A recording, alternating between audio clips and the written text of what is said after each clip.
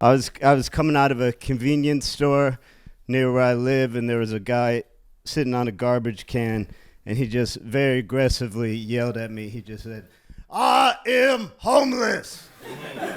And I was like, "Oh, sorry, man, I don't have any cash on me right now," because I didn't. I would have helped him out. And then this is where it got confusing. He said, "I was not asking you for money." And then so I was like, "Oh, I didn't realize we were just yelling embarrassing confessions at each other. I could probably do that." So then I was like, "I once got chlamydia from a lady that works at the laser tag."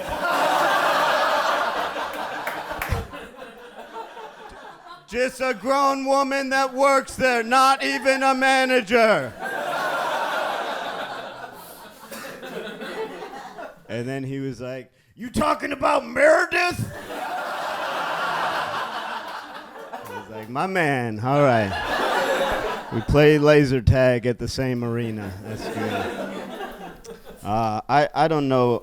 It's 2025. I want to be a person that uses the right terms, but I don't pay enough attention to the world. I don't know. My ex-girlfriend, she had to teach me everything. Like I was looking out the window of our house, and I was like, there's a homeless guy pacing back and forth in front of our house. And she was like, "Brendan, you're not supposed to say that anymore. That's stigmatizing language. You could say a person experiencing homelessness." Have you guys ever heard that? Some of you, I never heard that, but I'll call anyone whatever's nice, you know? So I kept looking out the window, and then a few minutes later, I was like, "Hey, you remember that person experiencing homelessness?" And she was like, "Yeah." And I was like, "He is experiencing taking a dump on the hood of your car." And he looks experienced, like this is for sure not his first time. He perfectly balanced, no hands or nothing, like a shitting hood ornament. I'm a person experiencing joy and amazement. You are a person experiencing a shitty car.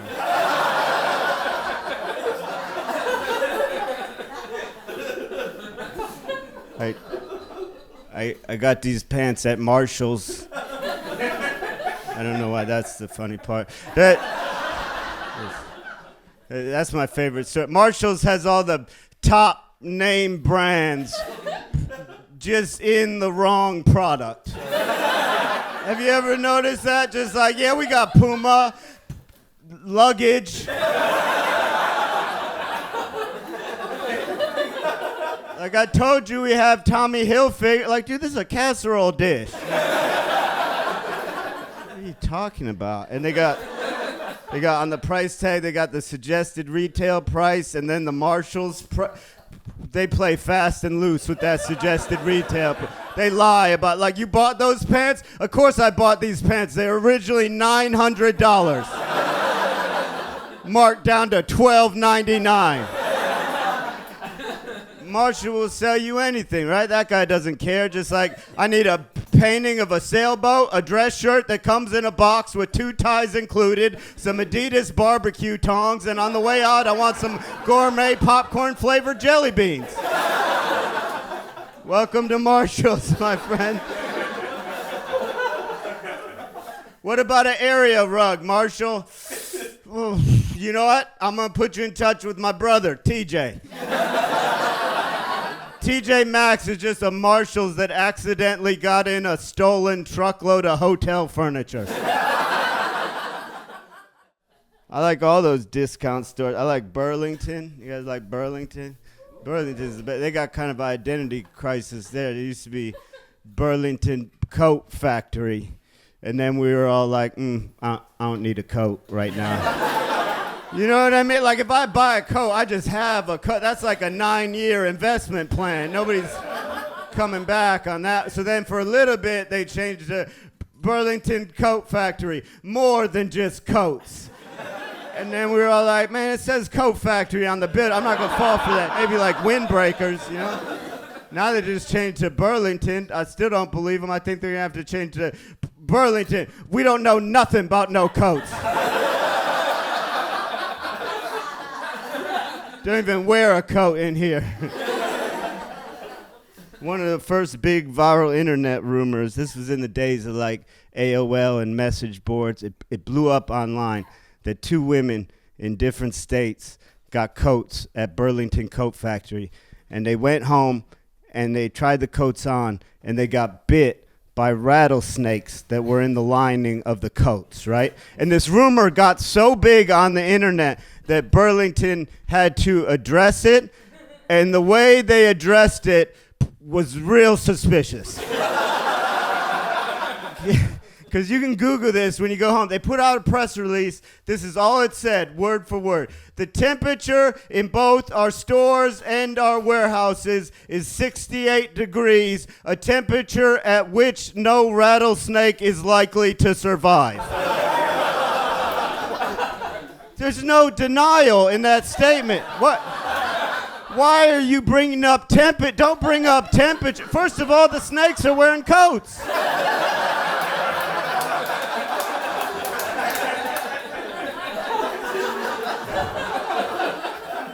Just say, Burlington, we don't know nothing about no snakes. I get confused by sayings. They sometimes, like, you ever hear when someone's like, oh, Andrew forgot to do the PowerPoint for the meeting. He really shit the bed on that one. You know that saying? That's confusing. I shit the bed on this thing a couple months ago. What happened was I shit in my bed. And that is embarrassing for me to talk about. I'll tell you what happened. I had COVID, and I had a super high fever and body aches, and I was delirious, and I shit the bed. And I don't know how many of you guys are shitting in your beds. It turns out that is a good saying. When you shit the bed, you have ruined your night. It is horrible. There is so much work. When you poop in your own bed, you have fucked your evening up. It's so bad that the first guy who did it was like, God damn, that should be a saying. That was terrible. And then I was at my doctor a couple weeks later, and I was telling him about the COVID. And first of all, I didn't know how to say shit to a doctor, you know? So I said I had COVID. I had a super high fever. I was delirious. I feces in the bed. That is not how you say. He was like, do you mean shit? Did you shit the bed? And I was like, yeah. I was like, yeah, I shit the bed. And then he just looked at me for a little bit, and then he goes, that's not a symptom of COVID.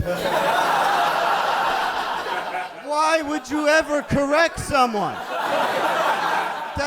Let me leave here with my dignity. You took an oath. I like world records. I like knowing world records. Does anyone know any interesting world records? That's okay. I don't know why I asked that. It's not your job to do this.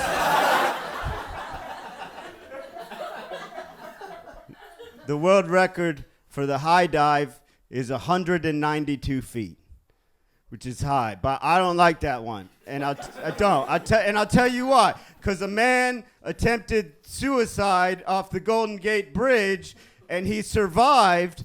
And if you ask me, 225 feet is 225 feet. I don't care what you're trying to do. Right? If anyone could use a record in his life, it's that guy. What, it doesn't count because he was wearing khakis? Put him in the fucking book.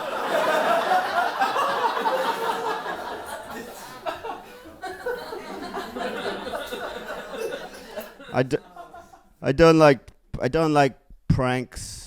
I don't like prank because I don't react properly to being pranked. Like when someone pranks you, you're supposed to just prank them back, like one level up. That's how it goes. But I get too angry. I don't, like, I'll give you an example. I had a party at my house when I was in my 20s, and the girls that lived next door, they came over, and during the party, they took all the sugar out of my sugar thing, and they put salt in there.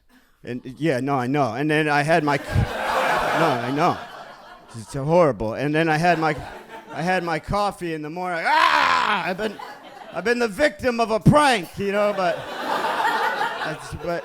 I don't react properly. So I broke into their house when they weren't there, and I'm handy. I took the head off their shower, and I put about 17 beef bouillon cubes in there. And those girls smelled like soup for 2 years. Because it doesn't all come out at once. It just gets caked on the inside.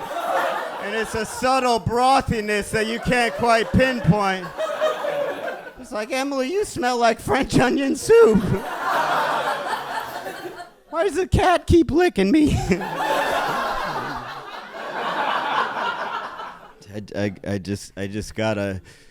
I just got a cast iron skillet. I'm in way over my head with this. If I had known the amount of responsibility that comes with owning, that's my full-time job now, is taking care of a cast iron skillet. I should have known when I went to check out, and the lady was like, nah, you have to season this before you cook in it. Instead of saying, what in the world are you talking about? I just said, yeah, of course I know that. And then went home and Googled it, and what it is, if you don't have a cast iron skillet, when you buy a cast iron skillet, you have to take it home, and then you have to finish making the cast iron skillet. It's not done. When they sell it, they go about 70% of the way there, and they just give up. They go, they'll probably figure it out. So I Googled it, and Google said I got to rub oil into it and then bake it for an hour. And then Google said, take it out, check if it's seasoned. Didn't say what it was going to look like if it was seasoned. And then it said, if not, repeat up to 10 times. So I cooked a cast iron skillet for 10 hours. That's more than I've cooked anything in my entire life. I cooked nothing for 10 hours. And I was like, all right, this has got to be seasoned now. I'm doing it. This is great. And then I was talking to my mom on the phone a couple weeks later. And I was like, Ma, I got a cast iron skillet. And then she goes, whew, I hope you're not washing it with soap.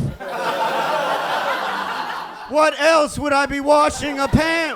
Why do these things have so many rules? What are they? Gremlins? Like, don't get your cast iron wet after midnight. It'll turn into a crock pot.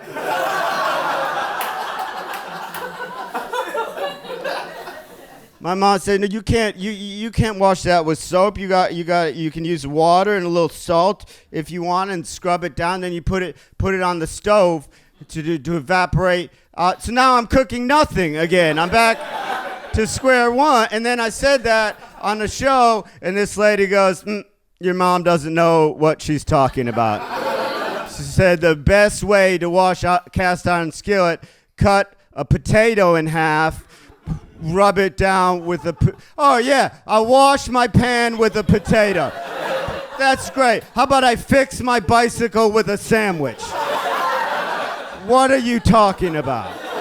So now it's just next to my bed in case there's an intruder. Someone's gonna break into my house and I'm gonna be like, pfft. And he's gonna be like, hey man, that didn't feel seasoned correctly. Are you doing the potato thing? Try the potato thing. I was always confused when I was a kid. I never knew what was going on. Like we used to have to sell stuff in elementary school. You remember that? We used to have to sell like wrapping paper and magazine. So just raising funds for some unspecified project. I went to public school.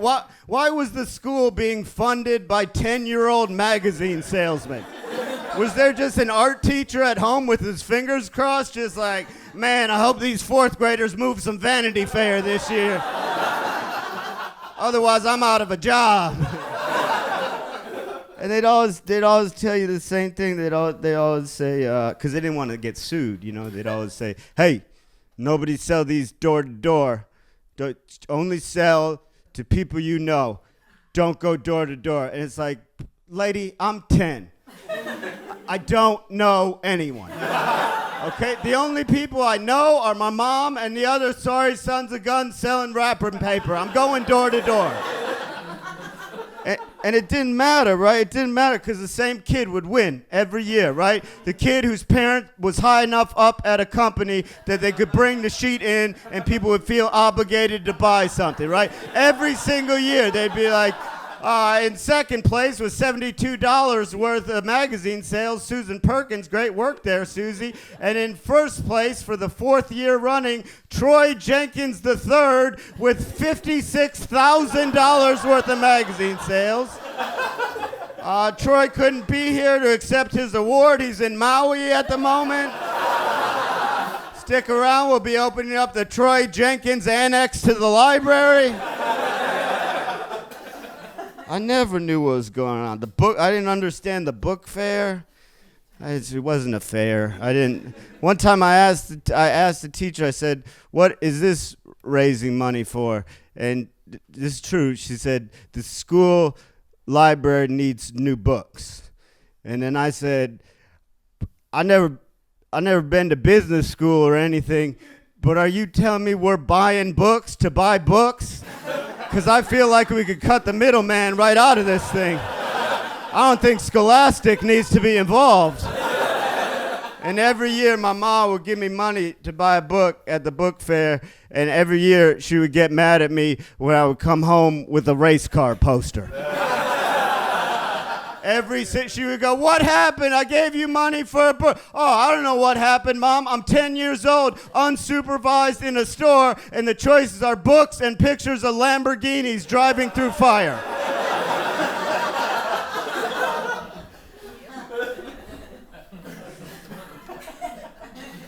It's deer season now.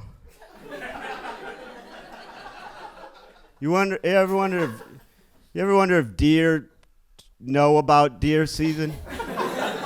Just like on the day when it ends, a deer just rings a hunter's doorbell and it's just like, "What's up now, bitch? You were a big man back when you had that permit. Lured my brother out with fake piss and killed him. Now I'm gonna fuck your wife."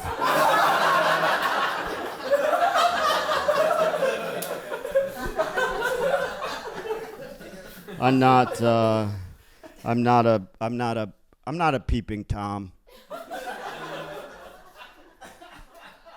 I am a I'll take a look Terry. You know what I mean? And I think most men are, like, I'm not climbing ladders or anything like that, but if I'm out for an evening stroll and your blinds are down, my eyes are gonna go where they're gonna go. Tom, that guy must have been really horny, right? Because that's the only crime named after a person, right? That's how horny Tom was. They'd like, "Hey, we caught this guy peeking in a girl's window." "Oh, you mean like how Tom is always doing?" "Put him in the cell with that guy that crossed the street zigzag. Jay."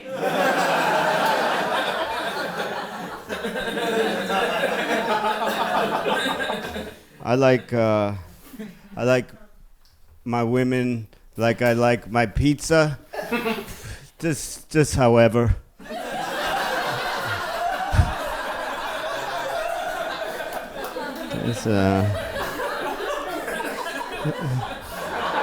I think everyone knows puberty was harder for girls than boys, right? Nobody's gonna make that argument. Like, you guys were growing new parts, and that it was bloody. And but here's the thing: nobody ever talks about, right? It wasn't easy for us either. It wasn't. Like, we would be sitting there, minding our own business, not thinking about nothing, and just get the hardest erection in the history of the world. Remember that? Then they would not go away. Just permanent. I remember leaving middle school on a Friday with a boner and coming back in Monday morning with the same boner. And nobody taught you anything. Like, sex ed didn't say, "Hey, tuck it under your waistband. That's how you're going to do it. You're going to use that the rest of your life." No, we had to figure that out through trial and error. We were just walking around with loose boners, shirts tucked in like lunatics.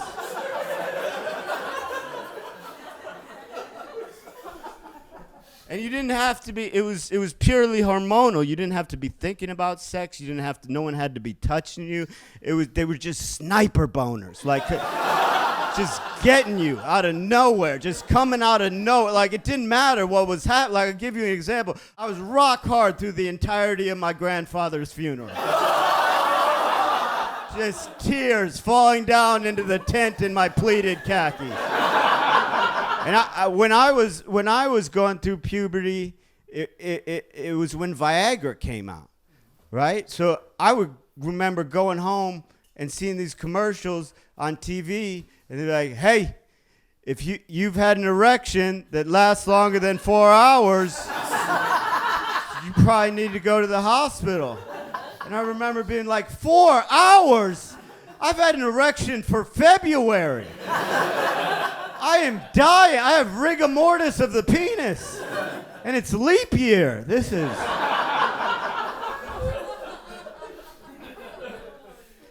And that's one of life's ironies, right? Because I'm 43 now, and like I would kill for a middle school boner. like on me, you know what I mean? Not just one.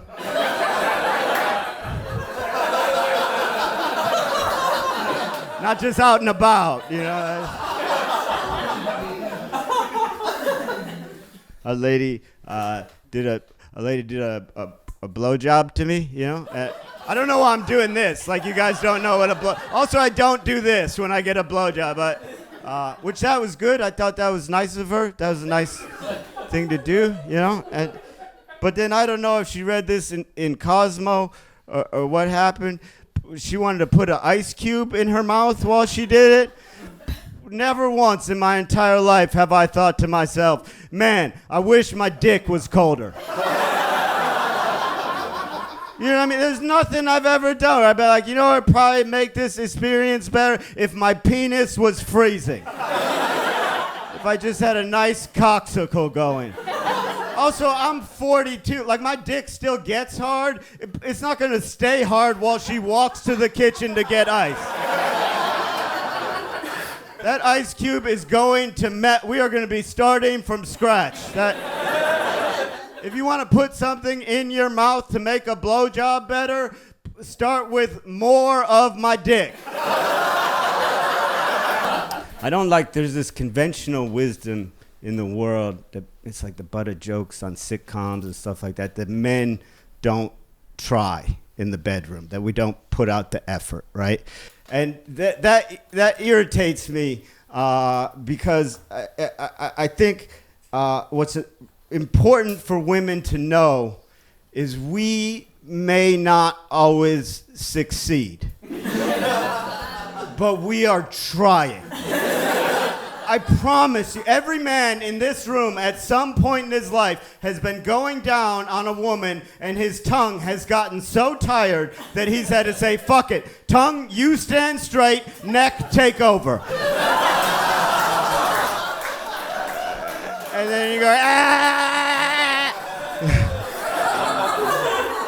And then she's like, I'm almost there, but your tongue's tired from doing a plank, you know? So you go, God damn it, nose, you're up.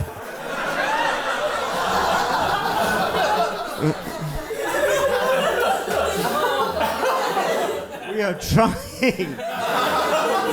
It's like, oh, why don't you just find the clit? And it's like, yeah, that's reasonable. Also, don't act like they're putting them in the same place every time. Goddamn, where's Waldo down there? Oh, just look for the little man in the boat. There's 50 boat-shaped objects. That's not a pussy, it's a marina.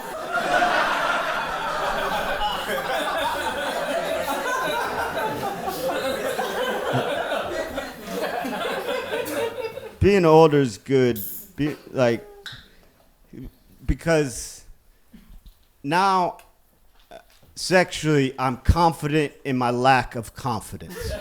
Does that make sense? Like, I remember being in my 20s, being like, have to make this girl come, use only the skills I possess no matter what. And now I'm in my 40s, and if a lady's like, hey, will you just mess around with my boobies while I use my vibrator? I'm like, fuck yes, I will do that. Are you kidding me? That is best case scenario. Let the machine do the job. I'll get in there afterwards. We'll see what happens, but I'm not ashamed of that. You ever see a carpenter apologize for using a drill? I don't give a shit. Like, if it's taking too long, I'm like, have you tried imagining it's someone who's not me? Try that. Do Idris Elba. That's what I do.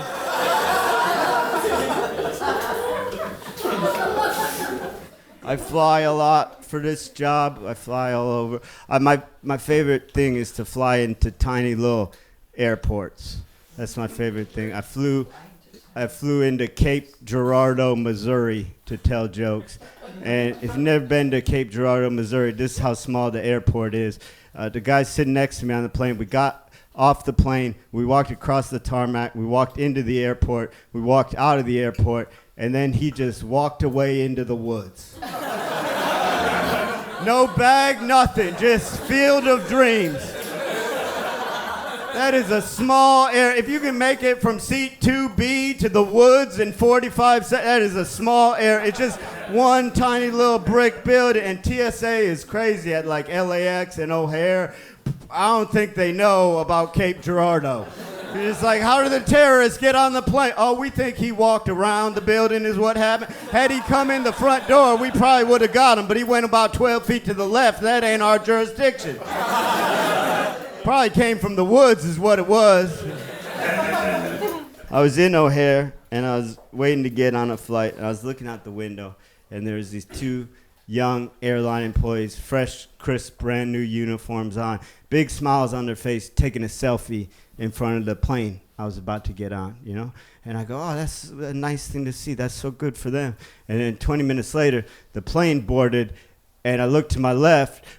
They were the pilots. I think all you guys are doing the math on that one. No one's taking a selfie in front of their 650th flight. I had day one pilots. That's what I had.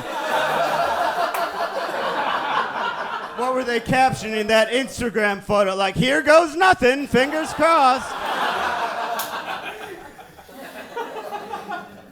I don't want I want to get on the plane, look to my left, and just see a grizzled old man with a wrinkled uniform who may or may not have had a martini or two in the terminal that's just mad to make the announcement. You know what I mean? Just like, we'll be cruising at an altitude of, you know what? It's none of your fucking business. I brought a troop transport down under enemy fire in Afghanistan. I'm pretty sure I can get us to Milwaukee.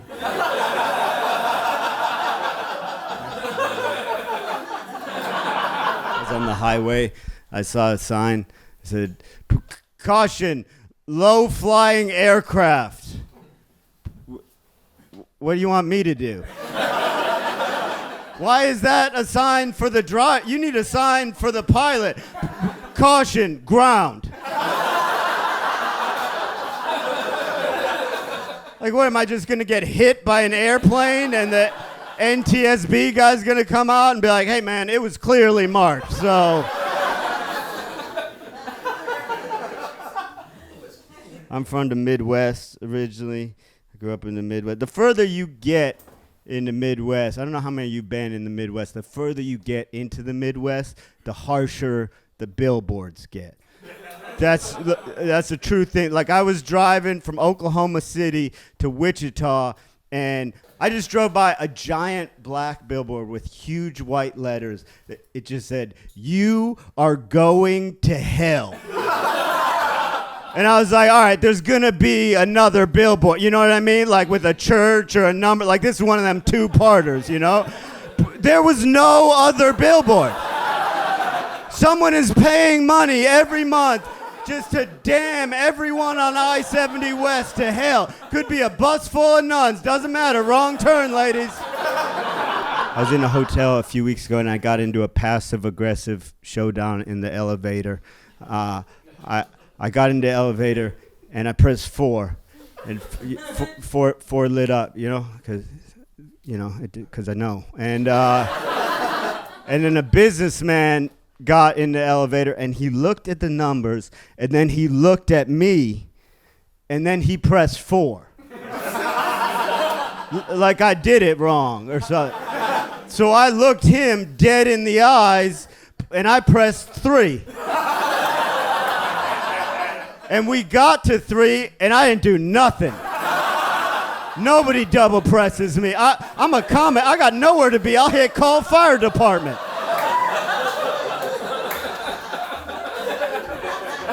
Nobody double presses me. I like Mnemonic Devices. I have a bad memory, so I like Mnemonic Devices. Remember those from school? Like Roy G. Biv. That's the colors of the rainbow. Every good boy does fine. The musical notes. Please excuse my dear Aunt Sally. That's the order of operations in math. My lady is Amy. That's how I remember my wife's name.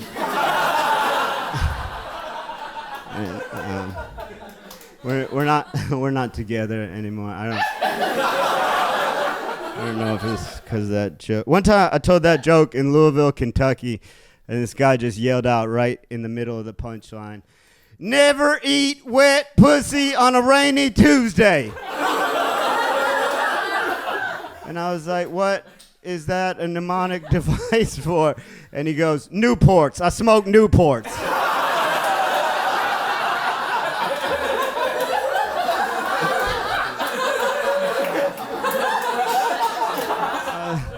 I was like, I feel like you should probably have that one memorized, man.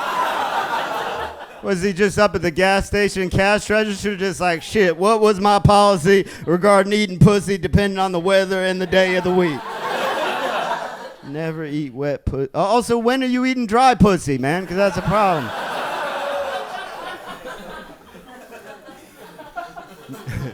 Me and my girl, when we were together, we got into an argument, and I said, I'm going on sex strike on you. There's a sex strike on you starting right now. And if any of you guys were thinking about doing that, she did not care. It was not an effective labor stoppage. I don't know if I'm in the wrong union or what. It was like if the guys who bagged her groceries went on strike and she was just like, yeah, man, they were fine. I can get it done myself. They were always putting things in wrong.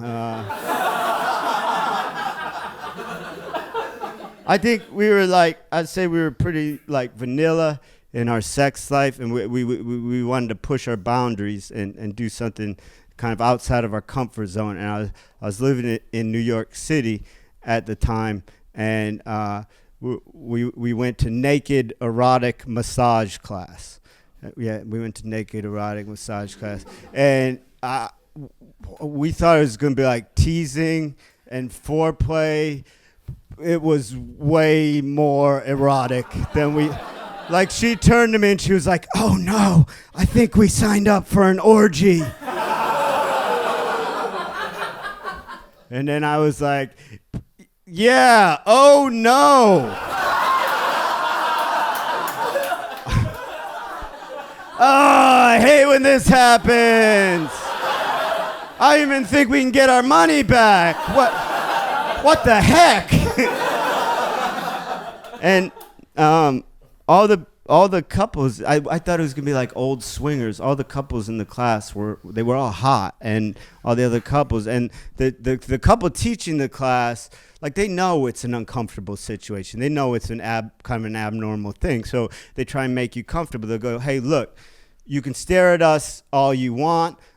This is our job. We're comfortable in our bodies. We're teaching you these techniques. But for the other couples in the class, you can look around, but don't be a creep. Like, try and keep it to a 3-second rule. Like, don't be a creep. And my girl got mad at me because I was the only person in the class that raised her hand. And I was like, excuse me, how long do I need to look away for the 3 seconds to restart? Like if I blink, is that a fresh shot clock or what are we talking about? I got hungry eyes. We got one of them children, and when she was pregnant, I said she was pregnant on stage, and this lady in the front row got real mad at me, and she said, "It's not she's pregnant, it's we're pregnant." Nope. No, it definitely is not. We're not throwing up 5 times a day. We're not wearing jeans with a 4-foot-long black elastic waistband. We're not crying during a Jeep Cherokee commercial. We're going to raise this child together, but she's growing a human being inside of her, so if you want to say we're pregnant, you tell her, because I'm afraid.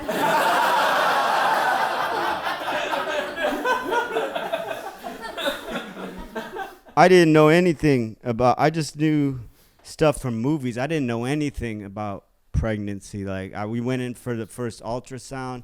I thought they were just going to rub the marmalade on her belly, and put a computer mouse on there. We'd all have a fun look. No, there's a stick involved in the first one. Do you know about that? They're calling from inside the house. It's called a transvaginal ultrasound. I thought that was a band. Like, aren't those the guys that do the Christmas music?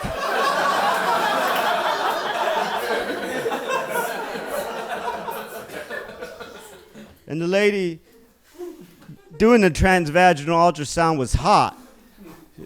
So she left the room, and then my daughter's mother, she was looking real nervous, And I was like, "Hey, you gotta stop looking so nervous, because that lady, you're gonna make that lady think her thing is bigger. And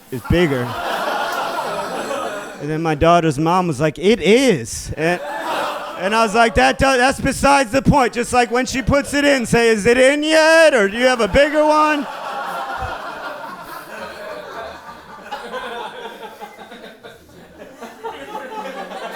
And then, I don't know how many of you have I don't know how many of you guys have kids, but it's crazy. You go to the hospital, and she has a baby, and then you're there for like a day or two, and nobody asks you any qualifying questions at all. Nothing. They don't, and then they just go, "Hey, you got to get out of here, and you got to take this human being with you. You can't stay here. They just give you a person, and that's it." I had to call the hospital the second day we were home, and I was like, "Hey, I don't want to raise any red flags, but my daughter is shitting tar." And the nurse just goes, "Oh, yeah, that's the meconium. That'll be about 3 days. That's meconium." And I was like, "Hey, you got to tell people about meconium. Don't act like we know about meconium. I thought I had the spawn of Satan over here."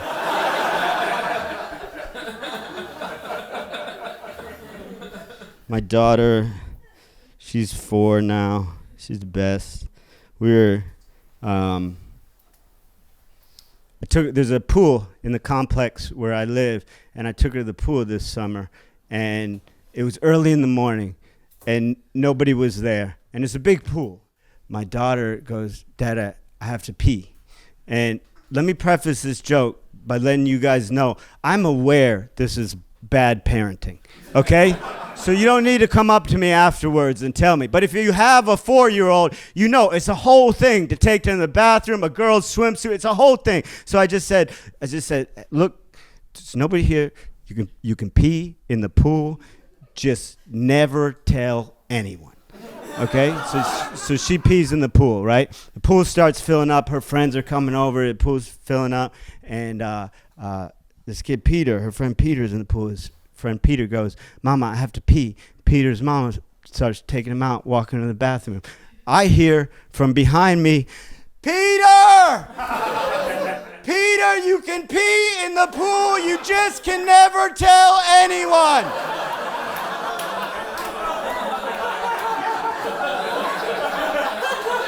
She sold me out that fast. Every single parent in there turned and looked at it, and I had a weird look on my face because I was peeing in the pool.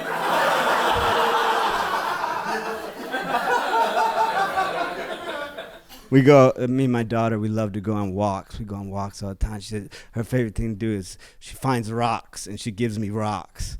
She doesn't just give me rocks, and they are not good rocks. Like, I've been around, you know what I mean? I know about rock. Like, you don't know anything about rock. Like, you're 4, you know nothing about rock. Like, this is gravel. Put some thought into it, you know what I mean? If you see a shiny one, hand it up. Otherwise, keep it to yourself. And she's smart. She gets mad if I throw them away behind my back. So I got to walk around with a pocket full of rocks like I'm on my way to kill a witch. It's bad. I'm shaking them out of the bottom of my pants like Andy Dufresne in Shawshank Redemption.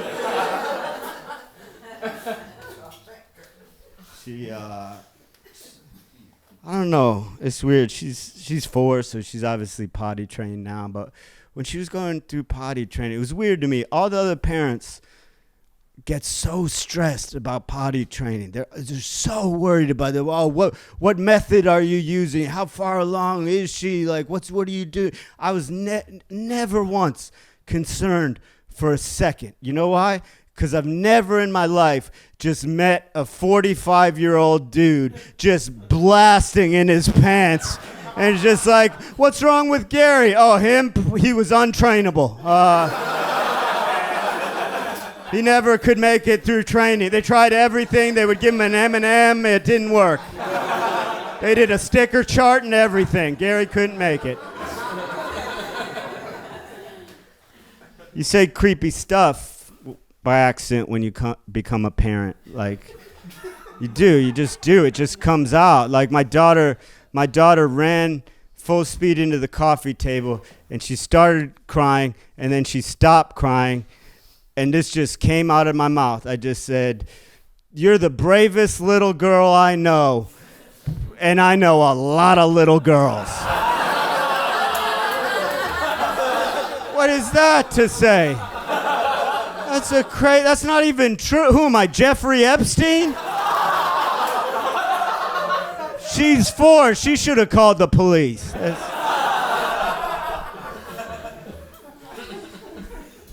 She doesn't mind the car seat.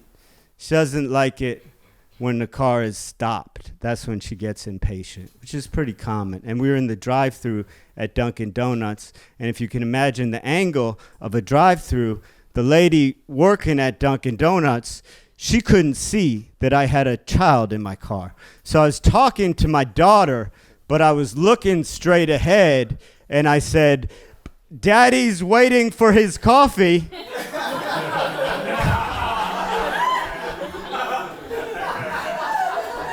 And the lady at Dunkin' Donuts goes, "I know, sir. I'll have it right out." That's how hard it is to work at Dunkin' Donuts. You can refer to yourself as daddy in the third person, and they don't even blink an eye. It's like, Mama's on it. Mama is on it.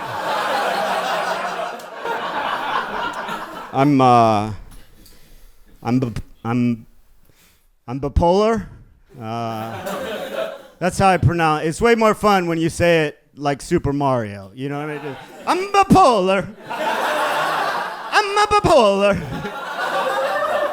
My doctor's always like, that is not how it's pronounced. And I'm like, I will kill you. I do. I'm bipolar. My friend was like, I get sad when it starts getting dark out earlier. Do you have seasonal depression? And I was like, I'm full-time. The sun is not involved. Seasonal. What are you, the ski patrol of depression? You can get a lamp. I take lithium. I've spent a considerable amount of time in the mental hospital. And if you haven't been, you gotta go. It's my best friend in the mental hospital, he had schizophrenia, and every morning at breakfast he would stand up in the cafeteria and he would just yell, "They've put too much semen in my oatmeal." And my favorite part was that he said, too much. Like, somebody get this guy the right amount of cum in his Quaker Oats. He's trying to eat breakfast. He said a dollop. My ex-girlfriend is a very funny comedian, and one time I was in the mental hospital and I saw her on the television in the day room. And I'll give you guys a tip. If you ever see your ex-girlfriend on TV in the mental hospital, don't say anything about it. It turns out they do not believe you. It's like, oh, you dated that woman? Great. Gary's an astronaut, double medicine, time for bed. I was in there, one time I was in there with, at the time, a current NFL linebacker. And I was like, why are you in here? And he was like, because I've been getting my head smashed since I was 9 years old. Why are you in here? And I was like, I'm a natural.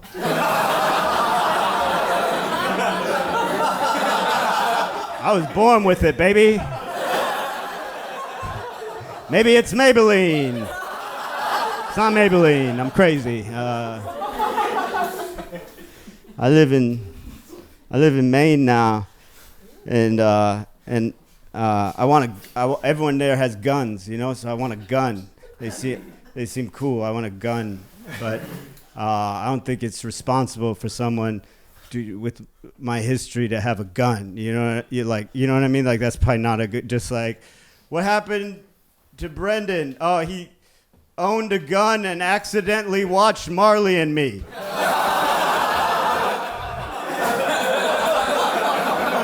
And that was it.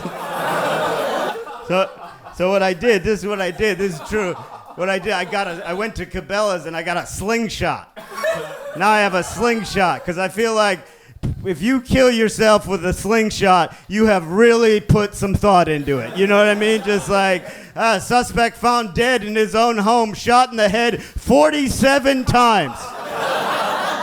We've narrowed it down to either himself or Dennis the Menace. I've spent time in the psych ward too. That's sort of like a less voluntary type of mental hospital. If you don't know about the psych ward, it's short for, hey man, you seem like you can function safely in society. Psych, get in here.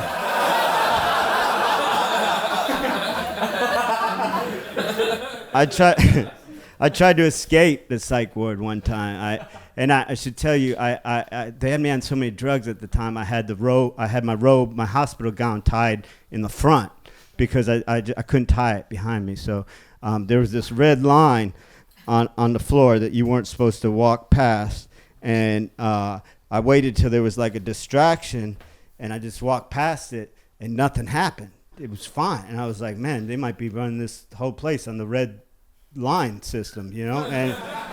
And then I went to these double doors, and they were open. And I was like, this is crazy. I'm just walk right out of here. And then I turned the corner, and that was where the security was, like the safety glass, the lady behind there, locked doors, all that. Now, during this time, again, I was on so many drugs, I hadn't realized my hospital gown had come fully undone, and I wasn't wearing any underwear, you know? So now I hadn't planned my escape out that good, but I'm a comic, so I'm quick on my feet, you know? So I just walked up to the lady, just dick out, just walked up to the lady, and I was just like, oh, nobody told you I was supposed to get out today?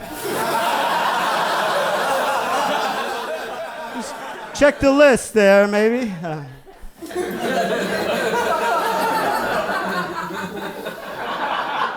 Take lithium, which that's kind of the bottom of the barrel. You know what I mean? When they just give up on medicine and start fucking around with elements of the periodic table. It's like, no, none of these medicines are worth. Maybe just eat metal 3 times a day. See that? Just don't fight Magneto. Eventually, they gave me ECT, electroconvulsive therapy. That's where they shock your brain, you know. And I don't ask doctors a lot of questions because I feel like they just make up answers. They don't answer honestly. But they were going to shock my brain, so I was like, I should probably ask something, you know, about this. And so I said, hey, how does this work? And I swear to God, the doctor goes, oh, no one knows, man. He said, man. No one knows, man. And I was like, you know what? Shock me, bro. Let's do this. I should let you know before I do this joke, everything's okay, and it's fine, and it's going to be okay. But the first time I was ever in the mental hospital was because I hung myself. I was home at my parents' house in Cleveland, and I hung myself from a rafter with a blanket. And that's true depression when you can't make it to the rope store, you know? And what happened was, thank goodness, the blanket stretched. The blanket stretched out, but I had tied the knot really good, so I was just hung, and I was just stuck, I was just stuck on my toes, and I was sitting there for a little bit, and then finally I had to be like, Mom! Mom, I hung myself, but I tied the knot too good, the blanket stretched. And then my mom couldn't hear me, so this is true. My mom goes, I'm on the phone.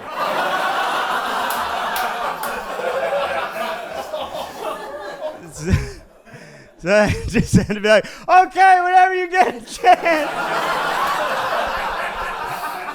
And I tell that story because it's important for me. I want people to know, like, I'm so grateful that didn't work. My life is beautiful now. I have this beautiful little girl, and my life is good. And I'm so I tell that story for anyone that might be in that situation or know someone in that situation, that it will pass, you know? And I told that story in New York City one time, and this older gentleman, he came up to me after the show, and he put his arm around me, and he looked meaningfully into my eyes, and he said, I think it's very important that you know there's no rope stores anymore.